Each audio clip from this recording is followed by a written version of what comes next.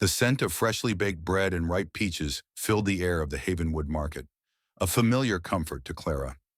At 50-something, she navigated the aisles with practiced ease, her worn basket a reflection of her careful budget. Life had been a series of unexpected turns lately. After her beloved husband Arthur passed away 3 years ago, the quiet cottage they had shared felt too large, too silent.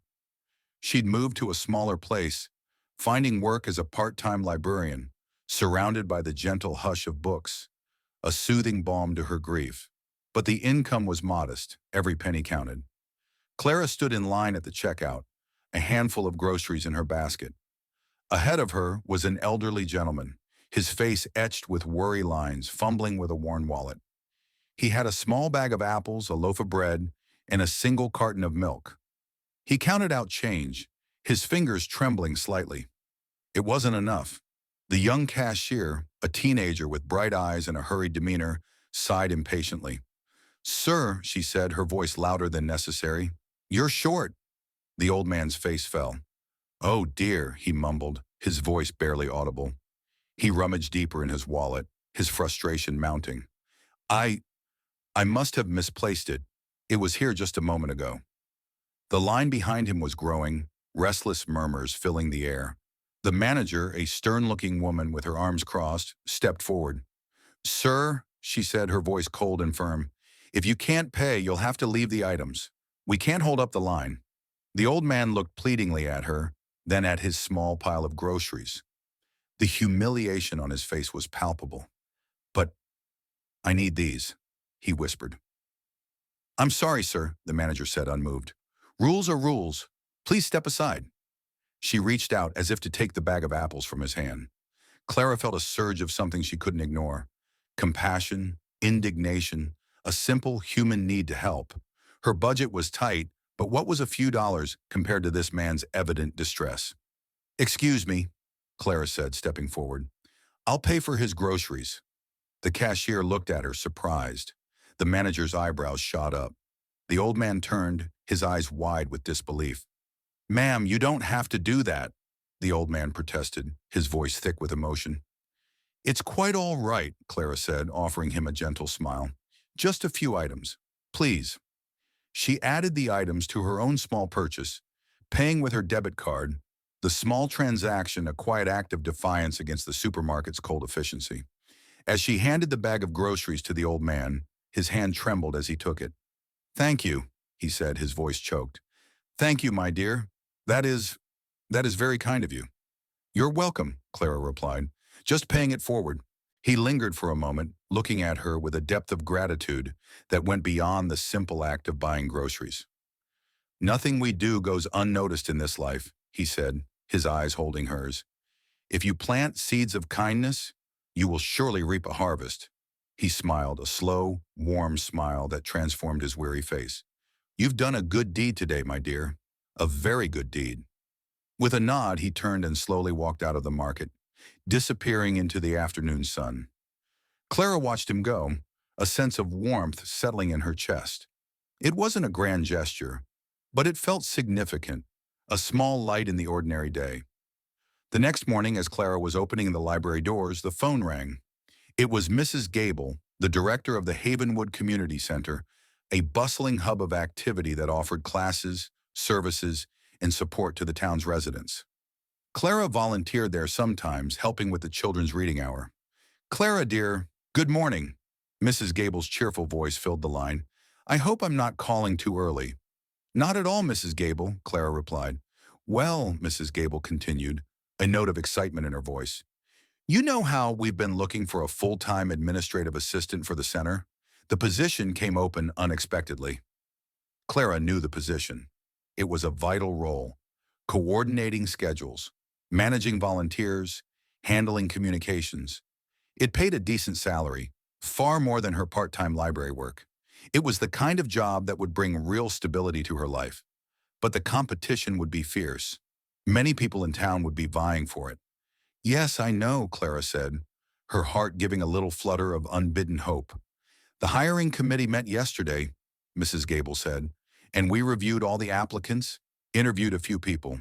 It was a difficult decision, Lots of qualified candidates. She paused and Clara held her breath. But someone told us a lovely story about you, about an act of kindness at the market yesterday. Clara's mind flashed back to the old man, the dropped oranges, the impatient cashier. Oh, she said, a blush rising in her cheeks. That was nothing, really. Nothing? Mrs. Gable scoffed gently. Clara, in this world, those are the things that mean everything. Someone noticed, and they told us that in all their interactions with you, whether volunteering here or seeing you around town, you always show that same quiet compassion, that same willingness to help others without seeking recognition. We need someone with that kind of heart at the center of our operations. Someone who understands that true service comes from kindness. Clara was speechless. The small act of buying groceries done on impulse, without a second thought, had been witnessed, remembered, and had somehow led to this. We'd like to offer you the position, Clara, Mrs. Gable said, her voice warm and sincere. If you're still interested, of course. Tears welled up in Clara's eyes. She thought of Arthur, of her quiet struggle since he was gone, of the unexpected turn her life had taken. And now, this. A door opening when she thought she was simply walking through an ordinary day. Yes, Mrs. Gable, she managed to say, her voice trembling. Oh yes, I'm very interested. Clara started her new job at the Havenwood Community Center the following week. It was a perfect fit. Her organizational skills, honed by years of managing a household and the quiet precision of library work, proved invaluable. But it was her gentle nature, her empathy, the quiet compassion that the hiring committee had recognized that truly made the difference. She knew everyone's name, remembered the small details of their lives, offered a listening ear or a comforting word. She wasn't just an administrator. She was the warm heart of the bustling center. She often thought of the old man at the market, his words about planting seeds of kindness and reaping a harvest. Who was he? She never saw him in the market again, or anywhere else in town. He remained a fleeting, almost mysterious figure, an unexpected messenger in her time of need. Perhaps, she thought with a gentle smile, he was indeed one of those angels the kind lady at the religious school spoke of, appearing just when a lesson needed to be learned, a kindness needed to be shown. The stability the job provided brought a sense of peace she hadn't felt in years.